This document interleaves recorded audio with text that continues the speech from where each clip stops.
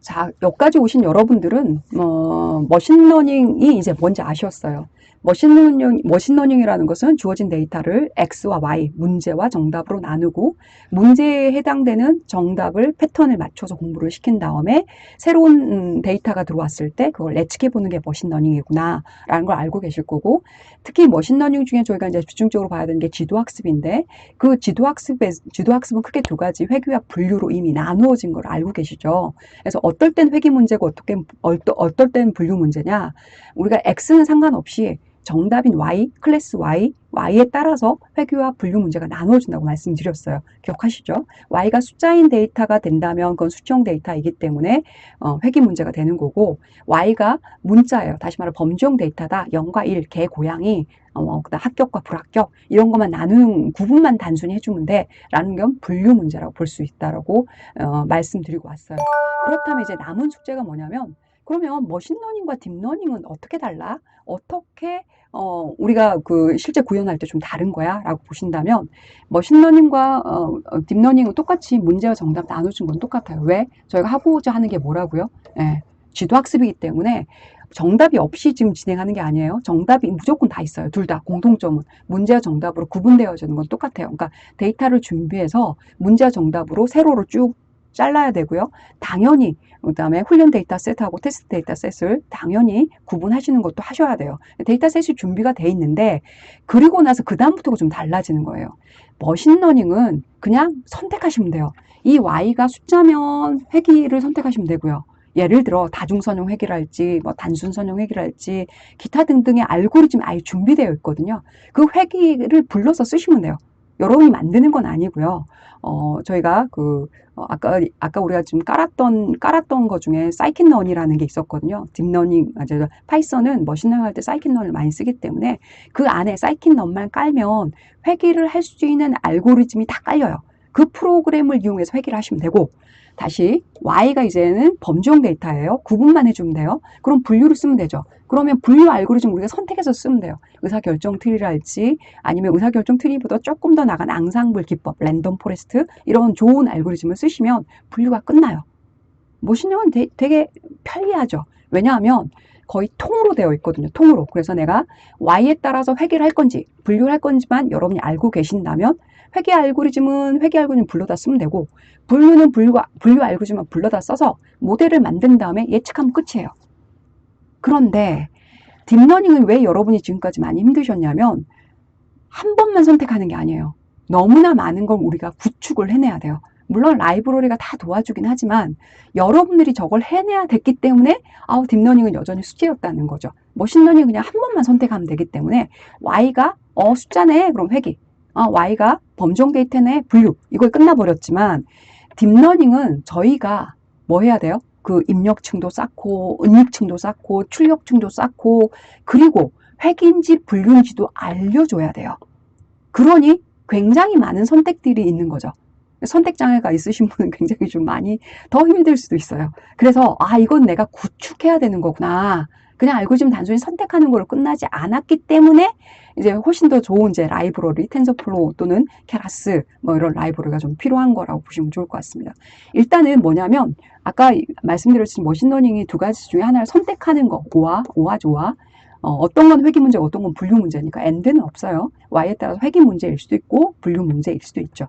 그런데 딥러닝은 저희가 입력은 이미 있어요. X하고 Y를 넣어주는 게 입력이기 때문에 이게 이제 X가 문제가 되는 X가 입력층이 되는 거고요. 출력층도 여기 Y가 출력층이에요. 출력층인데 중요한 건 나머지 부분 우리가 다 해결해야 돼요. 주어진 문제는 입력과 출력만 있을 뿐인 거지 은닉층이 없거든요. 그래서 은닉층의 개수, 제가 딥러닝이라는 것은 아까도 초반에도 말씀드렸지만 원래 신경망에서 뭐라 그랬죠? 입력과 출력을 제외한 은닉층을 쌓기 시작했다 그랬죠. 은닉층을 쌓는데 이거를 몇 개를 쌓을 수 있다? 셀 수도 없이 많이 쌓을 수 있어요. 딥하기 때문에 딥러닝이라고 말씀드렸는데, 은닉층을 몇 개를 우리가 쌓을지 이것도 여러분이 선택하셔야 되고, 은닉층에 있는 걸, 이 동그라미 있죠. 속에 있는 걸 노드라고 해요. 노드. 이 노드의 개수를 몇 개를 할지도 여러분이 결정하셔야 돼요. 결정된 건 없죠. 결정된 건 없고 다 여러분이 결정해 주셔야 되고, 그러니까 은닉층의 수도 결정해야 되죠. 은닉층마다 노드 수도 여러분이 결정해야 되죠. 또 여기는 사실은 쓰지 않았지만 은닉층 이 노드 모두 다 뭐가 붙느냐? 활성화 함수라는 게 붙어요. 모두 다 모든 노드에 이 활성화 함수의 종류도 여러분이 결정하셔야 돼요. 벌써 들어도 헷갈리시죠? 요런 게 아직 남아있기 때문에 딥러닝은 여전히 여러분이 숙제로, 과제로 갖고 있고 어렵다고 생각할 수가 있어요. 근데 쌓는 거는 라이브러리가 많이 도와지기 때문에 개념만 있으시면 되거든요. 그래서 이렇게 쌓는 거구나 라고 생각하시면 좋을 것 같습니다. 그리고 마지막으로 가장 중요한 거, 그럼 딥러닝은 머신러닝과 달리 회귀 분류를 어떻게 결정하느냐? 이 출력층의 맨 끝에 달려있는 이 손실함수라는 게 있어요. 이 손실함수가 바로 키포인트가 되는 거고요. 이 손실함수를 평균 제곱 오차를 쓰면, 결론적으로 얘기한다면 회귀 문제가 되는 거고, 이거를 교차 크로스 엔트로피를 쓰게 되면 분류 문제가 되는 거예요. 그래서 여러분이 만약에 이 y가 수치형 데이터예요. 여전히 똑같고 여기서 머신러닝 똑같이. 그러면 저희들이 회귀를 써야 되죠. 그럴 때 손실함수를 반드시 MSE 평균 제곱 오차로 껴서 넣어주셔야 되고요.